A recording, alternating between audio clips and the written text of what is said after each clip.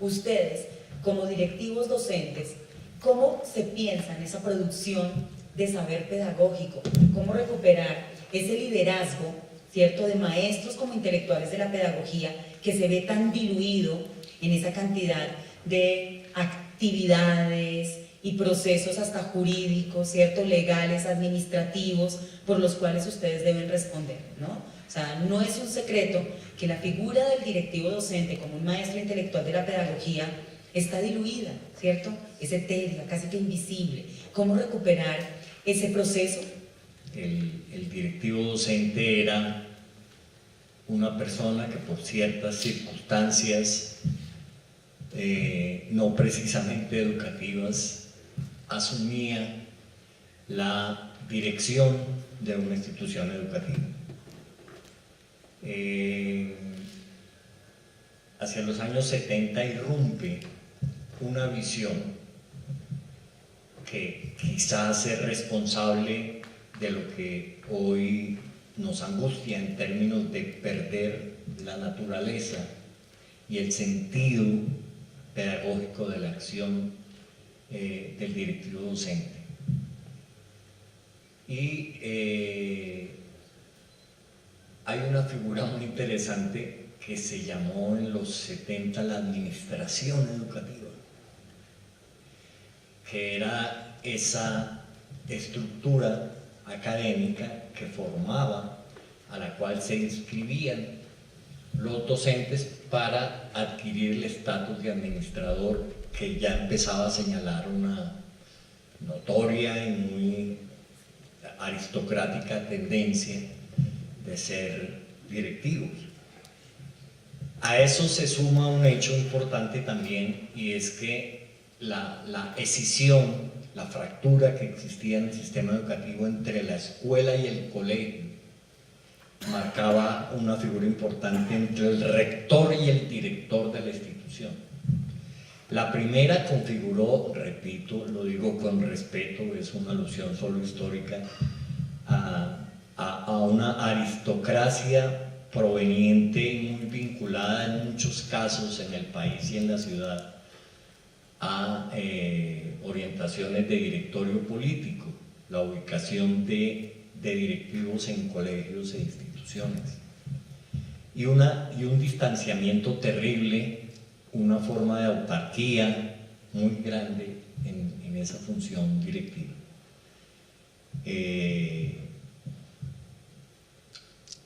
Y de la mano de la presencia de la administración educativa se fue configurando la figura del directivo, que fue reforzada con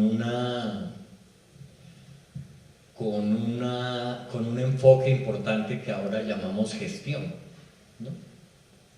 La gestión educativa, que fue la preocupación organizacional de hacer a imagen y semejanza de la organización empresarial la escuela.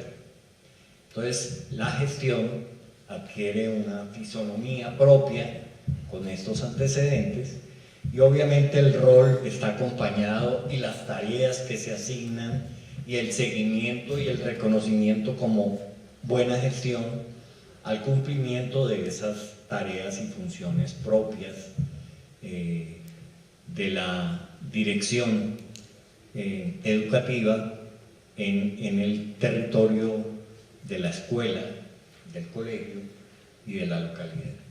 Ese es como el origen. Gracias, David. De hecho, esos modelos de administración, gestión educativa vienen de la mano con esa copia de los modelos empresariales como el Fordismo, el Taylorismo y el Toyotismo, ¿no? O sea, recordemos que es la tradición que nos viene de otras latitudes. Profe María Cristina, y desde el trabajo y desde las investigaciones que usted ha adelantado alrededor de las redes de maestros, ¿cómo se ha posicionado ahí la figura y la emergencia del directivo docente? Bueno, estaba escuchando a David y haciendo memoria. Yo creo que el apellido directivo debe ser después de docente, no directivo docente, sino docente directivo, para no olvidar que de base lo que somos es maestros. Y me veo en mi bueno, en mi ejercicio de hace tiempo, pero también en los roles directivos que he ocupado. Y uno siempre dice maestro con cargo administrativo o profesor con un encargo directivo, y digo con un encargo, no cargo, porque cuando tú te asumes que tienes un cargo, te cargas. Entonces es esa maleta que tengo ahí, muy grande, que me pone en otro lugar. No, nos formamos maestros, estudiamos como maestros, seguramente con distintas disciplinas, incluso la de administración educativa, porque lo que da son otros saberes, otras experiencias adicionales, pero si no nos olvidamos quién soy de base, del gran rol que ocupo en la sociedad y en el escenario de lo público, seguramente va a ser más fácil. Entonces yo haría como esa primera invitación, sobre todo para trabajar en red.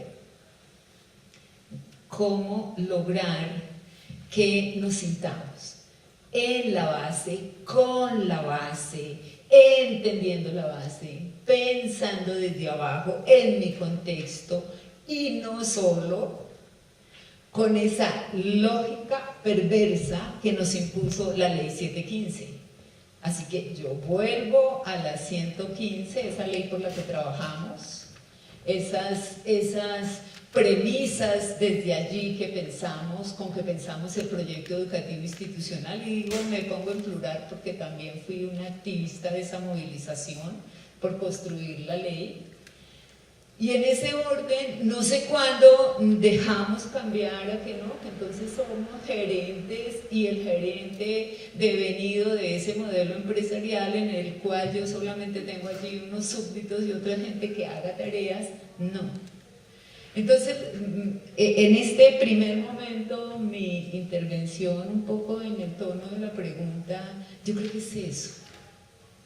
Y nos llevaría también a ponernos en el lugar del otro y a sentirme comunidad, a sentir que aquí tengo en este momento un rol, pero que también si quiero, porque yo creo que se puede, no quiero ser más docente directivo, sino asumir mi rol de profesor y volver a asumir una cátedra que quiero. Creo que esa es una opción y una decisión que puede uno hacer en un momento. Y eso también lo pone en el lugar de los otros. Me parece que desafortunadamente el modelo económico en que estamos, el modelo que se instala en nuestras instituciones como capital humano, donde se cambia toda la terminología. Recuerden lo que decía Freire, nombrar es un acto político. Entonces en la manera como yo nombro mi rol y en la manera como empiezo a cambiar el nombre de mis estudiantes por el recurso humano que tengo que formar, eso ahí ya estoy nombrando otra cosa, porque entonces pienso y me pongo en la lógica de esos, otra terminología que no pertenece al proceso pedagógico de formar seres humanos, de formar los sujetos y las subjetividades que necesitamos para sostener este país, para transformar este país. Gracias, profesora María Cristina. De hecho, su intervención pone el acento en todas esas subjetividades que se entraman en las dinámicas institucionales, en las dinámicas educativas.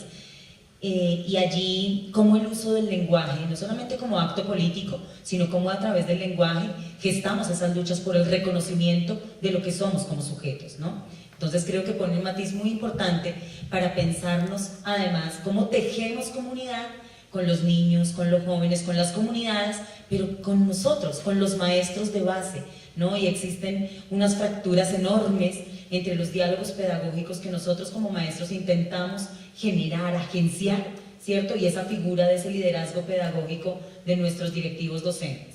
Daniel, ¿cómo ves allí la emergencia de la figura del directivo docente en relación, por ejemplo, con la política pública y con los comentarios que nos han expuesto la profesora María Cristina y David?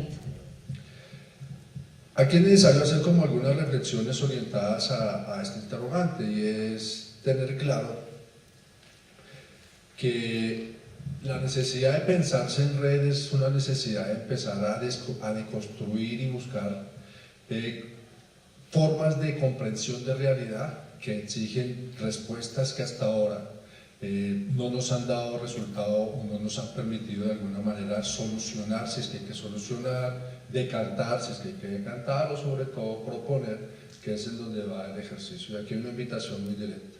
Una red de directivos docentes tiene sentido en la medida que podemos adelantarnos hacia las realidades que queremos construir, para superar aquella trampa en la que nos han querido involucrar. Tomo las palabras de Cristina, un sistema que nos ha vuelto reactivos, un sistema que todo el tiempo hace que la educación y las decisiones que tomemos y la institucionalidad que marcamos desde el dispositivo cultural que representamos sea siempre en respuesta a, y casi nunca en proposición de. Entonces, responder a, y entonces casi siempre nos pensamos la necesidad de tomar decisiones y de formular procesos educativos que resuelvan problemas, que le respondan a la necesidad. En la educación ha hecho, sobre todo en la educación superior, para traerlo, pero que también lo podemos llevar a la educación básica y media, algo que nos ha hecho daño es la figura del estudiante o de la comunidad educativa como el usuario de, y a veces lo tratamos como cliente, entre otras cosas. Y esto no es una figura de mercado, de clientes, sino que esto es una figura de transformaciones sociales y culturales.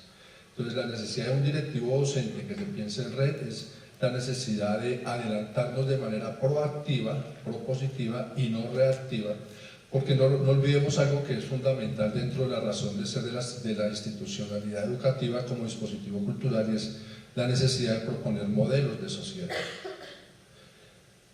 Cuando yo soy directivo docente en el rol de rector, de coordinador, de orientador, y represento una comunidad académica constituida por estudiantes, docentes, investigadores, finalmente lo que estoy haciendo es constituirme en un polo de desarrollo en el marco social y cultural en el cual me estoy involucrando. ¿Cómo evitamos necesariamente factores de reacciones donde solamente nuestras instituciones a veces se vuelven la infraestructura representada en la figura de colegio o institución? De adentro hacia afuera somos un pequeño recinto en donde sucede lo académico y sucede la formación, pero después de esas paredes sigue la sociedad común y corriente. Entonces, una necesidad inmediata es volvernos un poco propositivos y no reactivos, y eso empieza a darnos sentido de esta necesidad de constituir redes, que aquí hay que aclararnos en algo, y es el segundo elemento para poder establecer este diálogo, y es ¿qué tipo de red estamos pensando? ¿Somos redes sociales o redes de conocimiento? ¿O somos las dos? Y eso sí tiene una diferenciación clara. Ninguna es mejor que la otra. O esta es de mejor calidad, o esta no. Lo importante es situarse, y eso es fundamental. Si nos vamos a reunir para hacer gestión de conocimiento y convertirnos en redes de conocimiento, de pensamiento, de aprendizaje, de desarrollo, pues nuestro rol se va a modificar, porque vamos a estar todo el tiempo en construcción permanente de realidad para tratar de develar, comprender, analizar, explicar, proponer. Y es totalmente clarísimo. Si nos vamos a constituir como redes sociales, igual, solo que el marco y la intencionalidad de nuestro diálogo va a tener un sentido totalmente diferente. Ahora, podemos hacer las dos cosas, y las dos cosas tienen mucho sentido y tienen mucha validez, en la medida en que vayamos constituyendo algo que es fundamental, y es comprender que en las redes de conocimiento y o redes sociales las jerarquizaciones no pueden suceder. Aquí no nos podemos mirar, y por eso comparto un poco la idea de Cristina en el docente que es directivo, y la dirección aquí no está determinada únicamente por los factores de jerarquización. Nosotros conocemos experiencias muy fuertes en donde pareciera que hay instituciones donde el rector es un pequeño dios, es un pequeño rey, el directivo docente lo asume, ¿cierto? De alguna manera, ese tipo de cosas no nos permitirían constituirnos en un diálogo de redes, ¿sí? O aún peor, me perdonan usar el adjetivo, casi no los uso, los directivos a espaldas de la comunidad educativa porque sentimos que estamos en otra condición distinta a lo que sucede en el universo y el entorno en el cual estamos involucrados. Entonces, una de las primeras constituciones es identificarnos qué tipo de red somos y desde esa identificación de red cuál es el rol que voy a jugar en esta lógica de comprensión con la cual me relaciono con los demás, para darle sentido a esto que es una educación que sea más propositiva, menos reactiva. ¿Sí? Lo escuchamos. Carrera docente, libre nombramiento y remoción, o cómo es la figura de un rector en una institución educativa que garantice permanencia y continuidad en los procesos. Bueno, mis disculpas porque a veces la palabra, y esa debe ser la verdadera esencia de la palabra, cuando uno expresa desde el corazón, desde el sentimiento, lógicamente hay a quien alguna persona no le guste y no le llegue, ¿cierto? Pero más que eso es una situación particular. El docente, directivo docente, el director rural, el coordinador debe ser de carrera, debe ser nombrado, debe llegar al puesto por un mérito, Nosotros no podemos permitir bajo ninguna circunstancia que se llegue a una coordinación, a una rectoría porque es el amigo de o porque viene y me disculpan porque le faltan un año para pensionarse y entonces para que se mejore el profesor la pensión. Eso es lo que nos ha llevado a nosotros mismos darnos mal nombre. ¿Por qué? Porque eso ha generado una cantidad de conflictos. Como dice por allí el compañero, yo acabo de llegar después de 8 años en un colegio a otro colegio nombrado y ese colegio llevaba en 3 años 5 rectores. Uno que llegó, vio el colegio, dijo no me gustó y se fue. Otro que llegó fue por encargo porque olían a nombrar al otro colegio, estuvo 15 días. Y en 5 años no hay comunidad educativa porque, entonces díganme cuál es la situación. Entonces el rector debe ser un rector con toda la dignidad del caso, con todo el nombramiento del caso, con toda la propiedad del caso, porque el libre nombramiento y remoción, cuando hablamos de eso, lo dejamos al vaivén político. Bueno, yo aquí recojo algo una pregunta que tenía de los panelistas. ¿Qué pasa con lo global y lo local de educación? Porque los modelos que tenemos nosotros son importados. Entonces, el modelo norteamericano por estados, ese es el modelo. O sea, usted consigue la plata dependiendo de la gestión del colegio y los focalizados pues siempre estarán focalizados porque nunca tendrán plata. Y eso es un modelo también anglosajón. Entonces, la pregunta sería, celebro esta red porque en la red es donde uno se fortalece, donde uno genera comunidad de aprendizaje. ¿Por qué? Yo dirigí durante 3 años la red CED de la Universidad Pedagógica a nivel nacional y encontraba experiencia maravillosa de los profesores, pero aislados, o sea, como islas.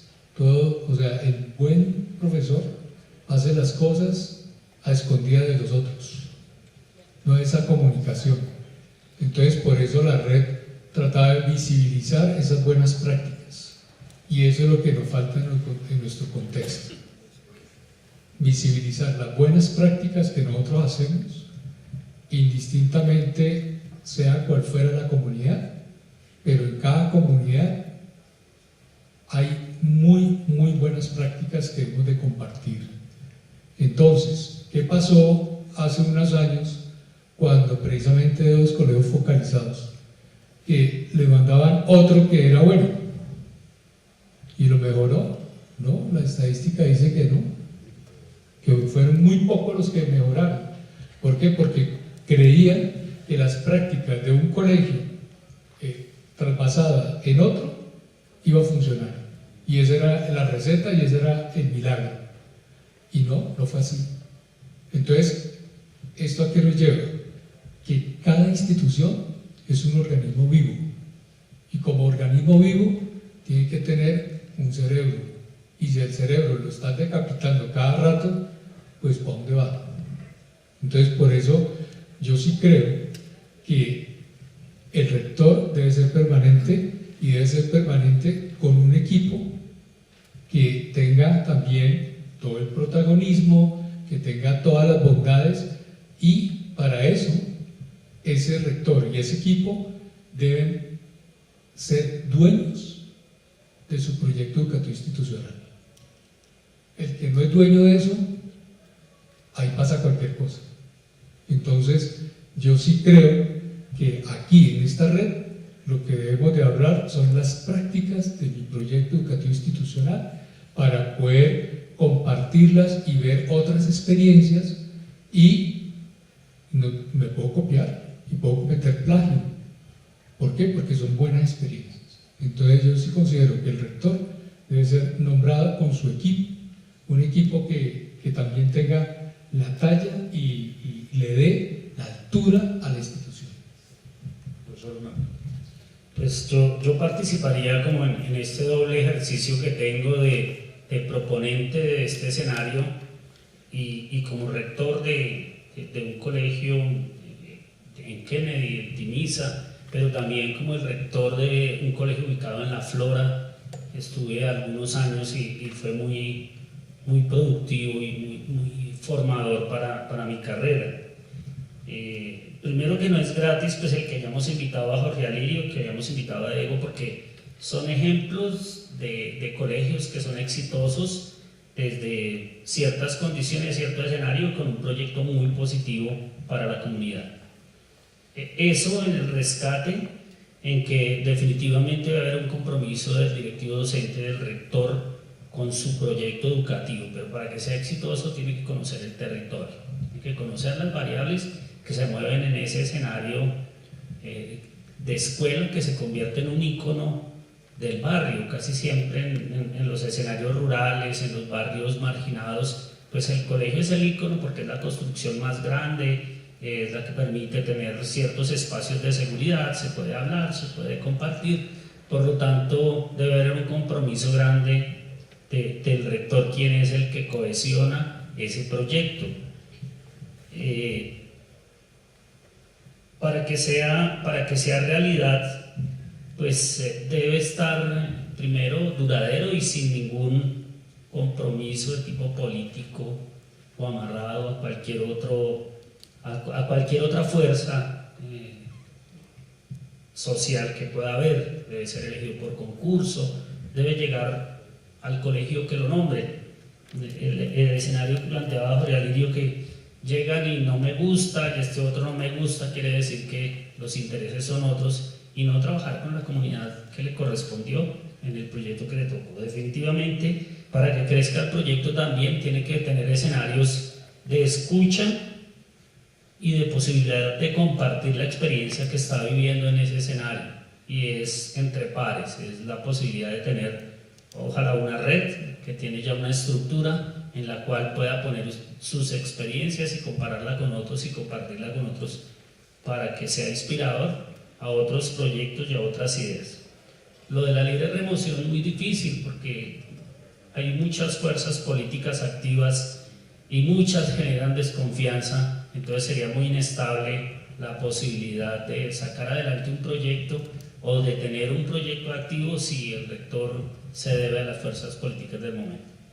La pregunta está orientada porque hoy más que nunca tenemos en peligro nuestra carrera docente, y sabemos nosotros que quieren cercenar el estatuto y cercenar la condición de régimen especial que tiene el magisterio.